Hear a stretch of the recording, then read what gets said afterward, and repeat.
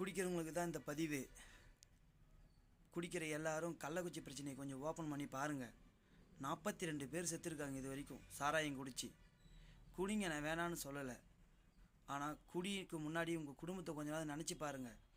இன்றைக்கி 42 பேர் குடும்பமும் ஜிஹெச்லேயும் அங்கேயும் இங்கேயும் அலைஞ்சிட்ருக்காங்க. செத்த எல்லாருமே கூலி வேலை செய்கிறவங்க தான். 60 ரூபாய்க்கு சாராயம் கிடைக்குதுன்னு வாங்கி குடித்தவங்க. இன்றைக்கி உயிரே பிரிஞ்சு போயிடுச்சு. ஒரு ஊரே சுடுகாடாக இருக்குது. கொஞ்ச நாள் குடிக்கக்குள்ளே ஒரு குடும்பத்தை நினச்சி பாருங்கள். எத்தனை பேர் இன்றைக்கி குடும்பத்தை இழந்துட்டு, இத்தனை பொண்ணுங்க, எத்தனை பிள்ளைங்க, எத்தனை குழந்தைங்க. பாவமாக இருக்குது அந்த ஊரை பார்க்கக்குள்ளே. கம்மி ரேட்டுக்கு சாராயம் கிடைக்குதுன்னொடனே வாங்கி ஃபுல்லாக குடித்து எத்தனை பேர் செத்து போயிட்டாங்க. 42 பேர் இது வரைக்கும். இன்னும் 30 பேர் ஹாஸ்பிட்டலில் கண்டிஷன் தெரியாமல் இருக்காங்க. கொஞ்ச நாள் குடும்பத்தை நினச்சி பாருங்கள்.